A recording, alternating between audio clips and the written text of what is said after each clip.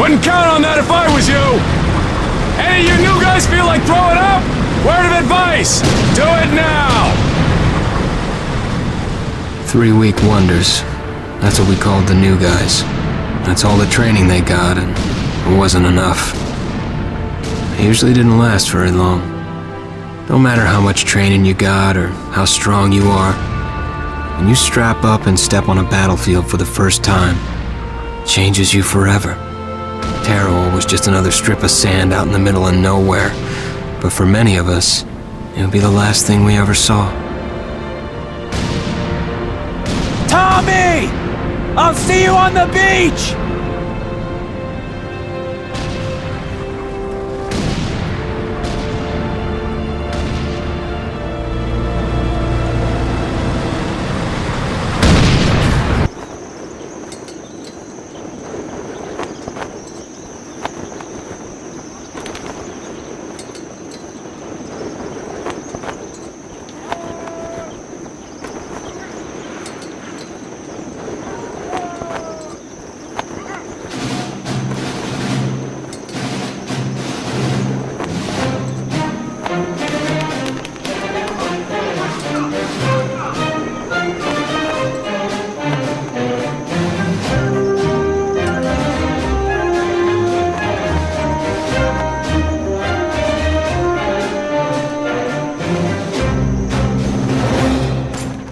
Shine, ladies! Beauty sleeps over! Front and center! Do you understand me?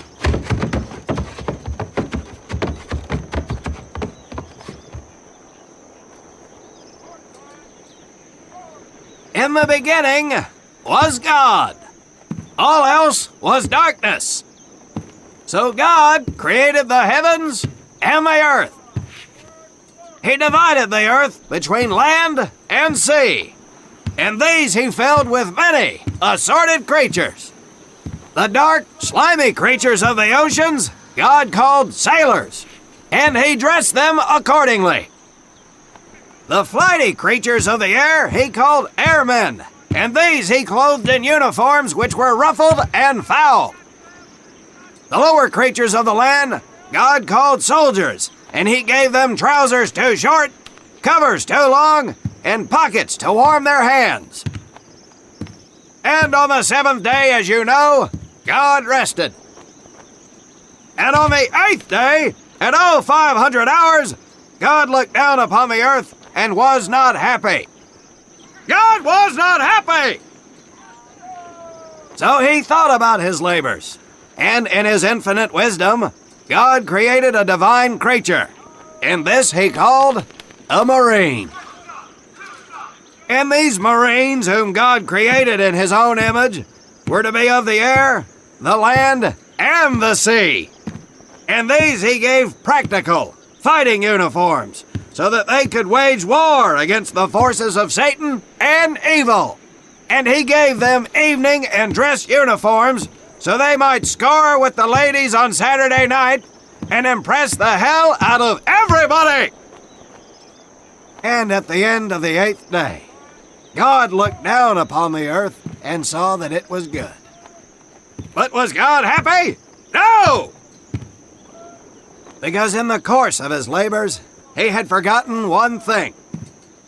He did not have a Marine uniform, but he thought about it and satisfied himself in knowing that, well, not everybody can be a Marine.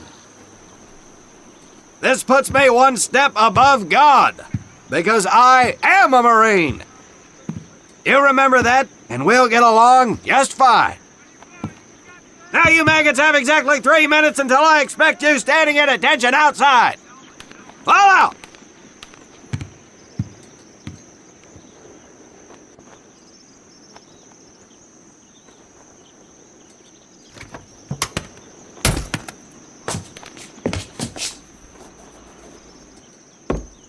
Whew. He scares me, Frank. I think maybe he is God. Well, Jimmy, just keep your head down and do what he says, and we won't have to find out. Willie, you coming? Oh, yeah, Frank. Oh, hey, Tommy, right? Tommy Conlon? My name's Willie Gaines. This here's Frank Minoso and Jimmy Sullivan. Where are you from, Tommy? Oregon. You? Guys, let's head out. We don't want to piss off God, do we?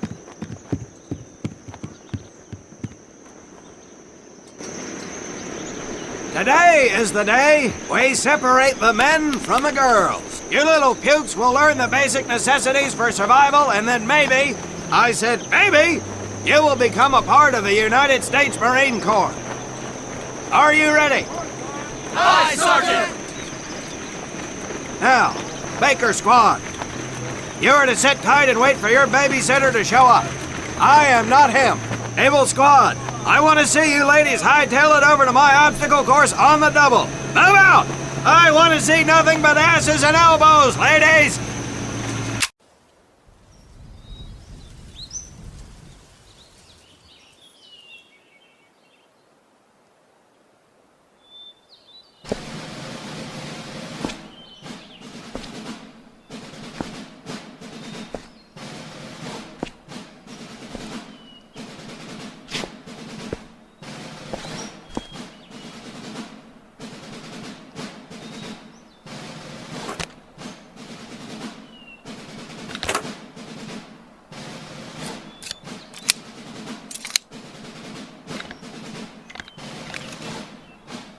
For more than 2 centuries, the United States Marine Corps has fought for freedom. But their infamy, their legend, was forged during the hell of World War II. Triumph cannot exist without hardship, and the price of victory is paid in the blood of men. Faith, courage, and sacrifice paved their road, and that long journey began in the early hours of December 7th, 1941.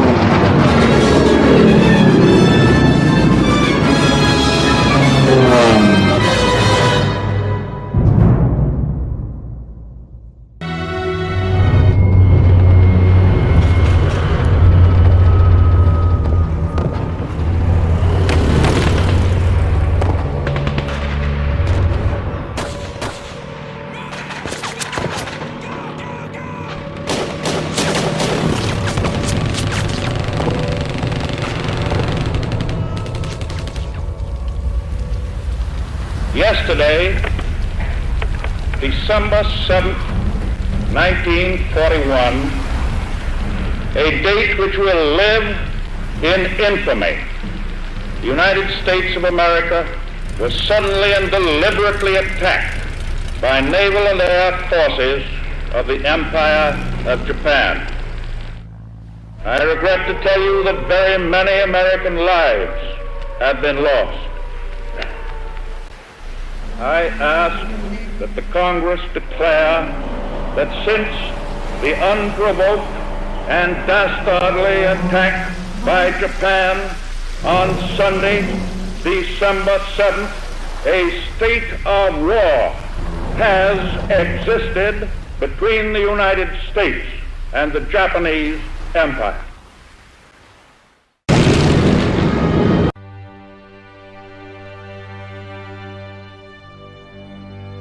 With the ability to oversee foreign communications amongst the Allied forces.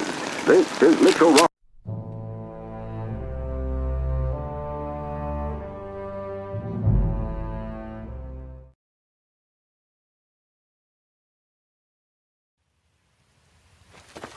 Dear Dad, sorry I haven't written in a while, but I'm back in action again.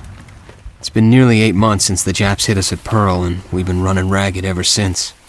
They gave me a 30-day furlough after the attack, and followed that with 90 days of special training. I've joined the 2nd Raider Battalion, led by a man named Carlson. These guys are considered the elite, so I'm excited to be among them. A lot of the boys are saying, now that we won at Midway, it's time to turn the tables and start taking the fight to them. I guess that's what we're doing now. We're raiding a small island that the Japs are hunkered down on, in hopes of creating a diversion for a much larger attack that I can't tell you about right now. The Major says most of us will end up there soon enough anyhow, but I'm trying to stay focused on the task at hand.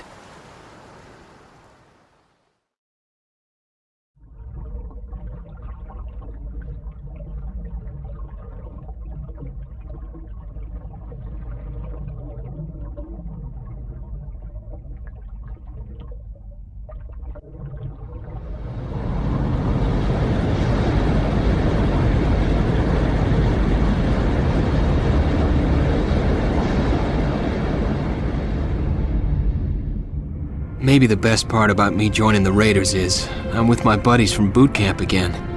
They weren't at Pearl, but they've been through their own hell at places like Bataan and the East Indies. Don't know how much of that news has made its way home. Anyway, you'd love these guys, Dad. Frank Minoso's from Jersey. He's about the size of a truck.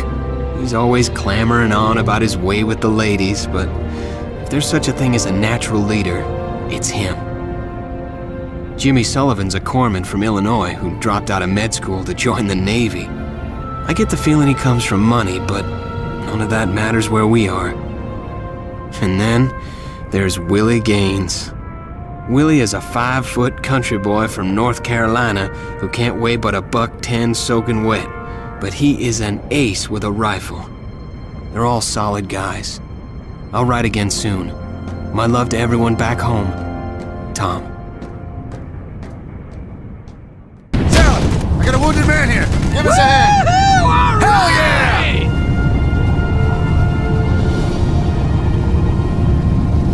Okay, boys. Let's get back in this tin can and get the hell out of here.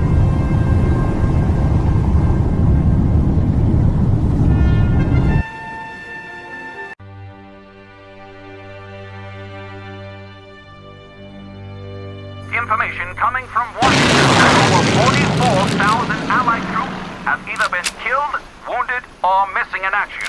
This is Steve.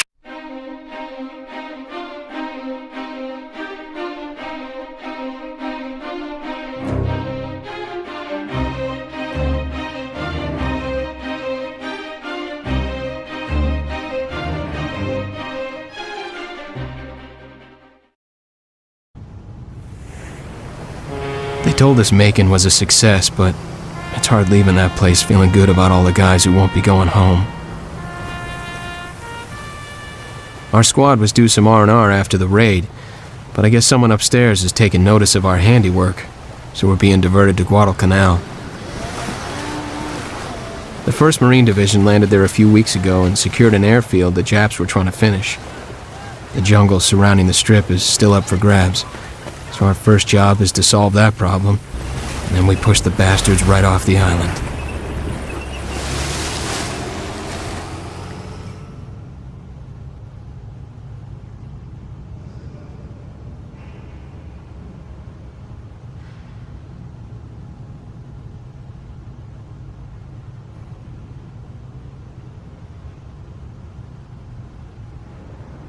Gunnery Sergeant Minoso, huh? Cut it out, Willie. Yeah, get off it already. That's right, Willie. You got a problem with that? Not a problem, Gunny. Just wondering why you. I mean, everyone knows that Tommy's the hero of the group. Quit stirring the pot, Willie. Or what about Jimmy? I mean, where would we be without the good doctor saving our hides all the time? Or hey, you know what? What about me? Remember that one guy in that tree I potted? Exit fast! Stripes come from up high, you redneck. Oh, I know where they come from. I'm just making sure you're not pulling our legs is all. You know, like when you talk about how much the ladies love you. Oh, you're a cocky little son of a bitch. I've put up with your crap since boot camp. What's that? Yeah, I can't hear you, Gunny. It's kind of loud You're gonna here. get it, Willie. I guess we'll talk later then. Okay, buddy. All right, gather round.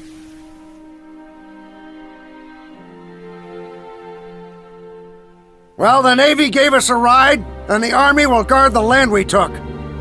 As Marines, your fortitude was put to the test this evening, and this godforsaken hill is a testament to your fighting spirit.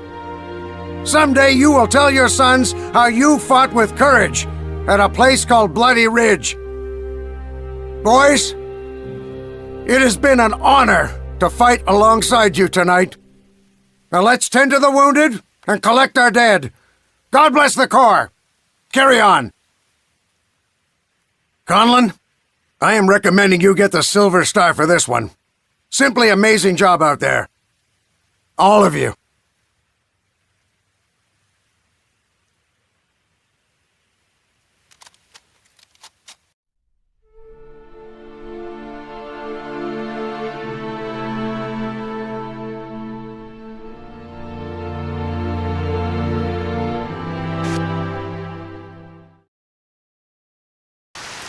Since the battle at Bloody Ridge, life has become a seemingly endless patrol. Day after night, our squads in the jungle, searching for bunkers, command centers, and taking out artillery emplacements. I think some of the guys are really starting to feel the toll of all this. The long nights battling back the Japs, lack of food, jungle sickness we all get at one point or another. We sure don't feel like heroes. Just feel lucky to be alive at this point. You never know when your number's gonna be called. That was a Jap rifle if I've ever heard one.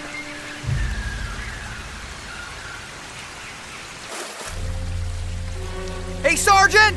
I got a live one!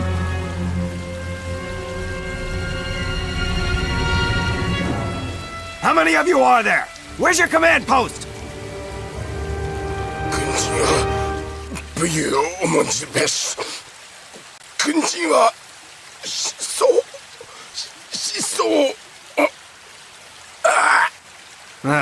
Useless. All right, men, quit your gawking. Their base has to be somewhere nearby.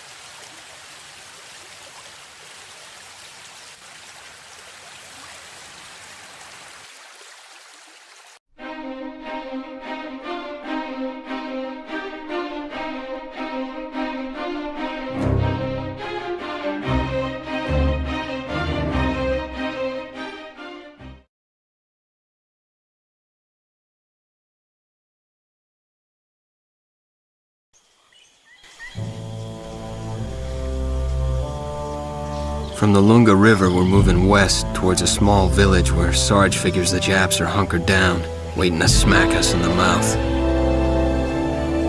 We've been humping these valleys for days now, and I don't think any of the boys have gotten a wink of sleep. I'm starting to wonder what's gonna kill me first, the Japs or the jungle.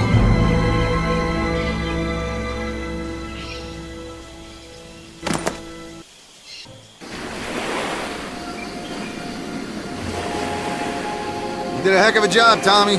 Willie. You too, Frank. Yeah, same to you, fellas. Hey, Jimmy, you alright?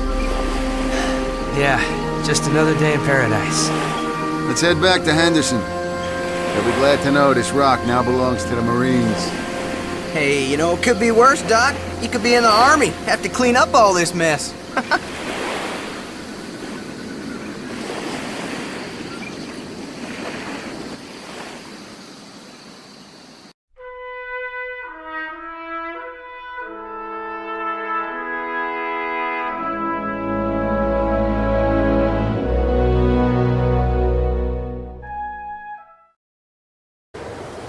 Once we secured Guadalcanal, the brass saw fit to give us a little R&R with the Flyboys. They're good guys. I'd tag along on recon trips and even got me a little stick time over the Big Blue. Man, I am gonna miss this place. But vacation's over. We're supposed to rendezvous with the Allied fleet and join the 2nd Marines for an assault on some place called Tarawa. Hey, Willie, you've done your share for Old Glory. If you could have anything from Uncle Sam, what'd it be? I'd want to take your sister out for a ride in one of these babies. You hear that one, Tommy? Gotta get our heads back in the game now. We keep finding ourselves talking more and more about home. What about you, Frank? Me? A shower. A long, hot shower. Now that I can appreciate. With your sister. Oh, you better hope I don't catch you, Sullivan! Hell, at least we're going in style. Nothing beats a ride in a Dauntless.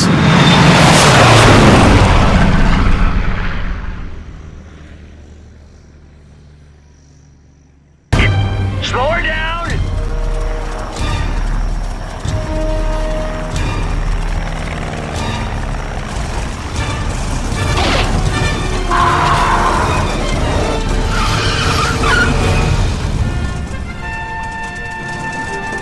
Conlon, every pilot will tell you, any landing you walk away from, well, it's a good one. Over and out.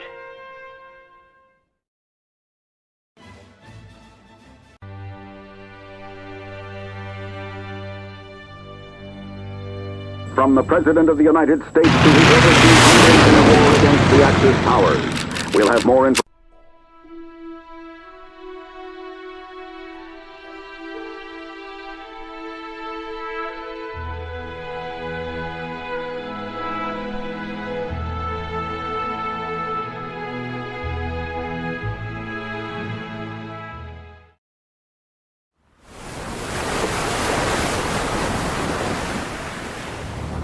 We're gonna steamroller the place until hell wouldn't have it. That's what the Navy's telling us anyway. Man, I want to believe them, but the boldest statements always come from the guys who don't go ashore. All night I listened to our ships pounding Tarawa. And at dawn I saw the island for the first time. Sure don't look like much. That's what scares me.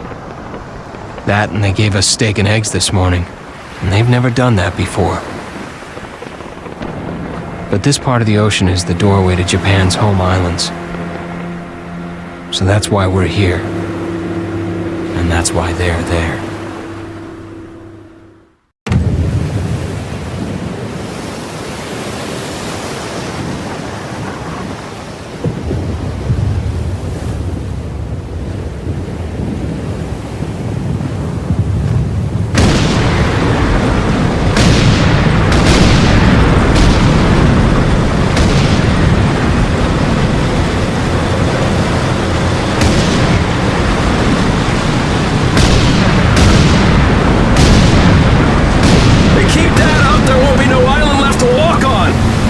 Just fine with me! Yeah! No way anybody's still alive on that joint! Wouldn't count on that if I was you! Any of you new guys feel like throwing up? Word of advice! Do it now! 3-week wonders. That's what we called the new guys. That's all the training they got, and it wasn't enough. They usually didn't last very long. Don't matter how much training you got or how strong you are. When you strap up and step on a battlefield for the first time, it changes you forever. Tarawa was just another strip of sand out in the middle of nowhere, but for many of us, it'll be the last thing we ever saw.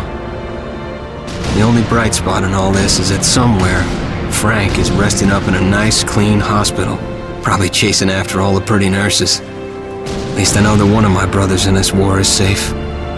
It's funny, but seems like Frank got the best of the deal. The rest of us have another island to take. All we can do is hope that we make it out alive.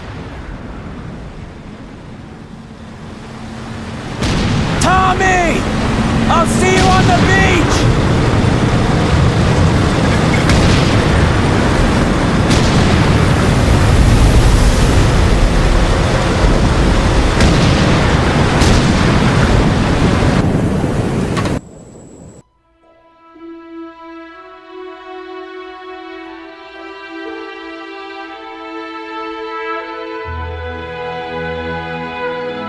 November 23rd, 1943. When the smoke had cleared, more than 5,000 American and Japanese men had lost their lives on a beach not much wider than a few football fields. A Japanese admiral once said, "We couldn't take Tarawa with 1,000,000 men in 100 years." Well, the Marines did it in 3 days. And now it's over. But of course it ain't really over. The road to Tokyo is a long one, and we're only halfway there. But son of a bitch, we're alive. Hopefully we've earned a little rest, but tyranny doesn't sleep. And freedom? Well, it's anything but free.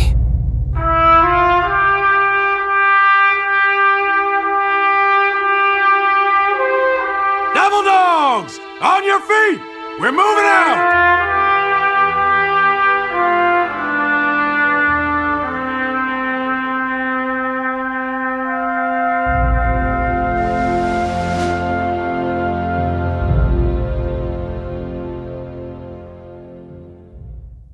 So I get down to the sick bay for my vaccinations, and there's these two nurses standing there, giving everyone their shots.